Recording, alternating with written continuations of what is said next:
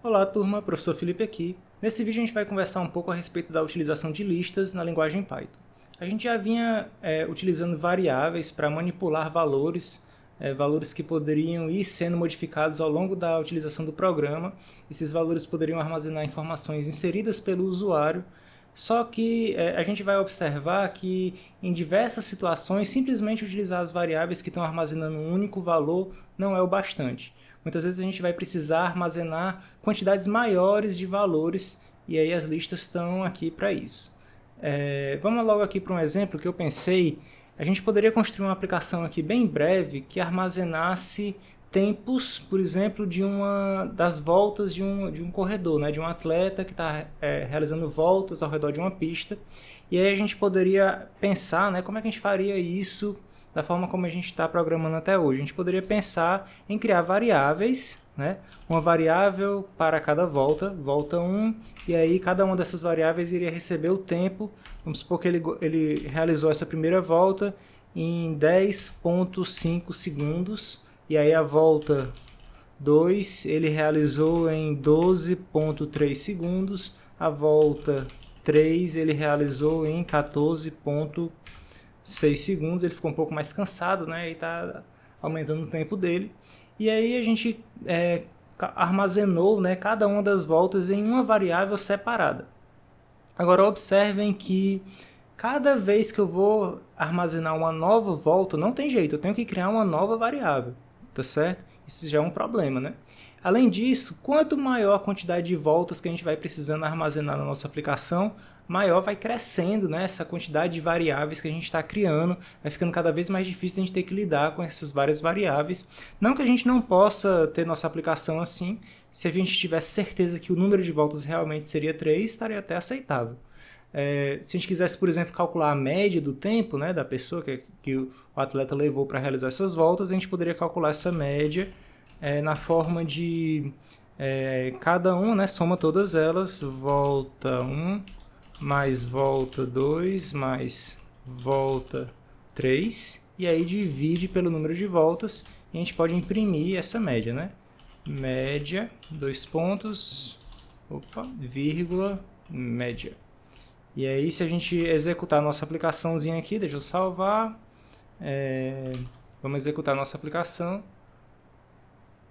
E aí ele vai ter aqui nossa média, né? Ficou feioso, né? Porque o tempo está aqui, né? Ele está com toda a precisão, né? Vamos ajeitar isso aqui para ficar mais bonitinho. Média, ponto format, só para deixar mais bonitinho. E aí a gente pode colocar aqui 2 pontos, ponto 3F. O que mais que a gente pode mexer? Acho que assim já fica bacana, né? A gente pode escrever aqui segundos. Deixa colado e executa. Aí ficou bonitinho. Então a média de tempo do que a pessoa levou para realizar todas essas voltas foi essa daí. De novo, à medida que a quantidade de voltas vai mudando, né, o programa ele não está muito genérico, porque aqui está específico para 3 voltas. E aí entra essa estrutura que eu estava comentando, que é a ideia das listas, que em uma única variável, que na verdade não vai ser um valor apenas, mas vai ser como se fosse vários valores, né? Uma única variável vai armazenar uma lista de valores. Então a gente pode começar aqui, né? Já que a gente vai deixar de trabalhar com simples variáveis e agora vai passar a trabalhar com listas, criando essa variável. Eu vou chamar essa variável de lista, mas poderia ter o nome que vocês quisessem, tá certo? O importante não é o nome da variável, não, é como ela vai ser inicializada, porque agora ela vai ser inicializada com esses colchetes aqui, para informar que dentro dela não vai ter um único valor, mas sim vários valores, né? No caso, uma lista de valores. Então a gente pode vir aqui na nossa lista e se a gente quiser simplesmente inicializá-la vazia, seria dessa forma, mas se eu quiser iniciá-la com alguns valores, eu posso vir aqui e colocar esses valores que vão ser inicializados. Então a primeira volta foi 10,5, a segunda volta foi 12,3, a terceira volta foi 14,6. E aí veja que eu posso colocar o ponto normal, né, porque é um double, são valores double, mas eu preciso usar a vírgula para separar um valor do outro. Então o primeiro valor é esse, separado pela vírgula, o segundo valor separado pela vírgula, o terceiro valor, e aí finaliza a minha lista, tá certo? E aí a gente pode ver que eu não precisei criar mais 3 variáveis para armazenar esses 3 valores. Inclusive, se eu quisesse armazenar mais um valor, a pessoa foi lá e deu mais uma volta, ela correu um pouquinho mais e foi em 12.7, e aí fechou a lista, e agora a minha lista tem 4 valores, sem problema, tá certo? Em Python, é bacana porque a gente não precisa se preocupar muito com o tamanho da lista, tá certo? A gente vai acrescentando os valores conforme necessário e vai dando certo. Isso, de certo modo, é uma vantagem, né? Quando a gente está aprendendo a introdução à programação, a gente ter esse benefício, né, da linguagem cuidar disso aí para a gente. E aí, como é que a gente faz agora que a gente está armazenando os nossos valores dentro da lista para poder usar ela para calcular alguma coisa, né? Primeiro, vou aqui só mostrar logo aqui embaixo como é que eu faço para acessar um dos elementos da lista. A gente faz isso utilizando o índice daquele elemento. Então, se eu quiser imprimir print, porque eu quero imprimir apenas o primeiro elemento da minha lista.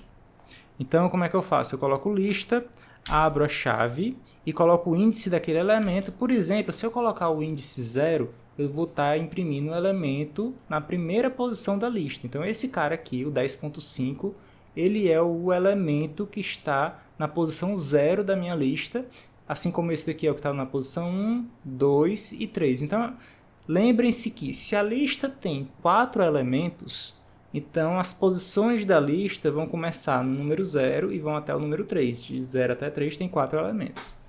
Então, se eu quiser imprimir apenas a posição 0, eu vou executar aqui e o 10.5 foi impresso.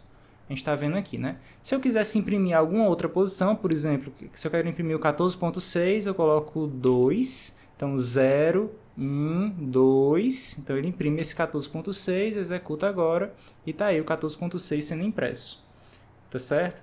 Então, olha que interessante, por quê?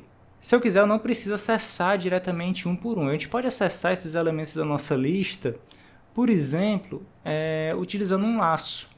Olha que interessante, for i in range 4, por que 4? Porque é o tamanho da minha lista, tá certo? E aí eu posso dar um print lista e aí eu vou imprimir todos eles, vamos ver se isso aqui funciona. Ó, ele imprime o primeiro elemento, o segundo elemento, o terceiro elemento, o quarto elemento. Melhor ainda, por quê? Eu posso fazer assim, ó, volta em lista, imprima a volta, e aí eu tenho cada uma das voltas. Olha que interessante, porque isso aqui também funciona, viu? Olha como o nosso for no Python ele é flexível, né? A gente pode colocar a própria lista e ele vai repetir para cada volta em lista, imprima essa volta. Então a volta vai receber cada um dos valores da lista, tá certo? Ele pode imprimir cada um desses valores. Então, se eu quiser, lógico, eu não sou obrigado a fazer esse for cada elemento da lista, eu posso fazer o for range, né, como estava antes, e aí eu faço uma interação, né, de 0, 1, 2, 3, e 0, e 1, e 2, e 3, né, lembrando que o 4 não conta porque são 4 elementos, é de 0 até 3. E aí eu faço a impressão do lista, usando o colchetezinho, lista i, tá certo? Dessa forma aqui também funciona. Então a gente pode imprimir cada elemento da lista e se eu quiser eu posso inclusive calcular essa média. Vamos calcular essa média. A gente pode criar uma variávelzinha, vou até apagar aqui, ó. Vou criar uma variávelzinha média recebe 0, porque aí eu posso fazendo média recebe lista i. Na verdade eu vou fazer assim, mais igual lista i, então média vai ser ela mesma mais a lista, então a gente vai ficar acrescentando dentro dela o valor daquele índice na lista, né? Então média vai receber 10.5, depois 12, mais 12.3, depois mais 14.6, depois mais 12.7, então ele vai ficar somando dentro de média, vai ficar acumulando o valor de cada elemento da lista. E por último, a gente vai ter que fazer aquela divisão, né? Porque na média ele tem que dividir pela quantidade de elementos e a gente pode calcular essa quantidade de elementos ao vivo. Vamos ver como é que a gente calcula. A gente poderia utilizar a função len, né? Então, média recebe média dividido por len lista. Então, essa funçãozinha len, ela vai calcular a quantidade de elementos da minha lista. Inclusive, a gente pode fazer assim, né? Ó, divide igual. Então, média vai ser ela mesma dividido pelo tamanho da lista. Então, quando ele faz isso daqui, vamos ver como é que fica aqui nosso resultado. A média fica 12.525, né?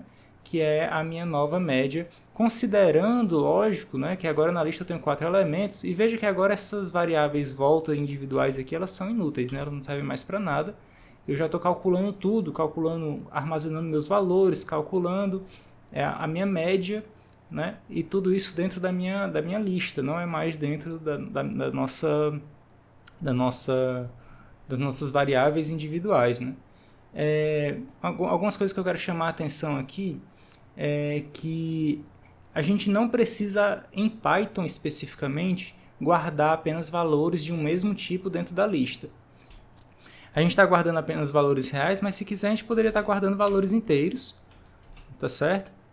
Então eu estou misturando aqui valores reais e valores inteiros, e se quiser em Python a gente poderia até guardar valores de outro tipo completamente diferente, como valores do tipo real, né? Por exemplo, vou lá e posso guardar um texto dentro da lista? Pode. Em Python isso aqui não gera erro. Lógico que isso vai dar um erro, né? Porque na hora que a gente fosse fazer qualquer operação com esse nome aqui, isso seria problemático, né? Ele não iria conseguir somar, dividir, por exemplo. Aqui não vai dar o erro porque está com range 4, né? Mas se a gente fizer assim, ó, e in len lista, agora sim a gente vai até o final da lista, tentar executar, ele vai dar um erro porque André não dá para somar, tá certo? Ele não consegue somar André na média, não é um número, né? Até antes de André estava dando certinho. Vamos salvar, testar de novo e agora sim ele está calculando bem certinho. Então, a gente consegue, olha o que a gente já consegue fazer, né? Revisando aqui, né? Observando nossa pequena aplicação. A gente consegue criar uma lista e inicializar ela, tá certo? Inicializa com alguns valores. Se eu quiser que a minha lista inicialize vazia, só criar ela dessa maneira e ela vai inicializar vazia. A gente consegue percorrer a lista utilizando um laço, né? Eu percorri aqui criando um iterador, né? E a funçãozinha range para percorrer, né, a lista até o tamanho dela. Mas a gente poderia estar percorrendo ela usando o for cada elemento, né? Para cada elemento, para cada volta na lista também seria possível. A gente pode acessar cada um desses elementos imprimindo ou acumulando dentro da média, e no final a gente usa essa função len para contar a quantidade de elementos e dividir o valor da média, né? E aí a gente está aqui só imprimindo essa média. Se eu quiser, em algum momento, né, da minha aplicação, acrescentar um novo elemento de uma lista que já está criada, existe uma funçãozinha chamada append. E aí ela permite a gente expandir a lista. Então, se a gente tem uma lista e chama a função append, e aí coloca um elemento novo, vamos supor, vou colocar um valor aqui bem maluco para vocês verem como vai fazer diferença.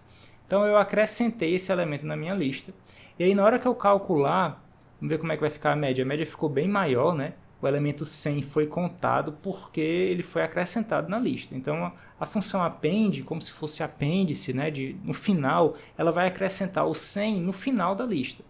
Então, se eu tenho uma lista com esses elementos, originalmente ela estava dessa forma aqui, o 100 ela vai ficar aqui como se estivesse no final depois do 3, né? Veja que isso quer dizer que eu poderia ter inicializado a minha lista vazia e ir acrescentando elemento por elemento. Tá certo? A gente poderia fazer isso. Vamos fazer o seguinte, vamos criar a nossa listazinha vazia, e aí eu vou acrescentando aqui as voltas à medida que a gente vai contando elas. Então, contou a primeira volta, 12.5, e aí a lista.append. Segunda volta foi 15.4, lista.append. Terceira volta foi 13.4 também. Na hora que a gente executar isso aqui, vamos ver como é que fica. Tá aqui a nossa listinha, ó. As 3 voltas e aqui a média, né? Interessante, né? Então tá funcionando direitinho. A gente não precisa iniciar a nossa lista já com aqueles elementos. A gente pode ir acrescentando quando quer. Se a gente quiser, a gente pode inclusive remover, né? Remover um elemento específico da lista. Vamos supor que eu queira remover o primeiro elemento da lista. A gente pode utilizar então uma funçãozinha chamada del. E aí essa função a gente vai informar quem é que a gente quer remover da nossa lista. A gente quer remover o elemento da posição 0. e aí o 12.5 vai sumir, não vai mais ser contado por algum motivo, né? A gente quis remover ele e já sumiu da média. Então, a gente pode acrescentar elementos, remover elementos, né? A gente acrescenta utilizando o comando append e remove elementos utilizando esse comando del aqui. Existe até um comandozinho que a gente pode utilizar para excluir todos os elementos da lista.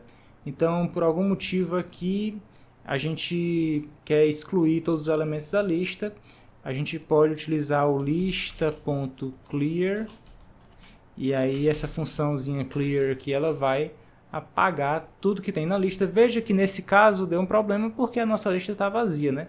Então, se a lista está vazia, ele não tem como calcular a nossa média, tá certo? Ele vai tentar dividir por 0, né? E aí o tamanho da lista seria 0, ele ia tentar dividir por 0 e deu erro.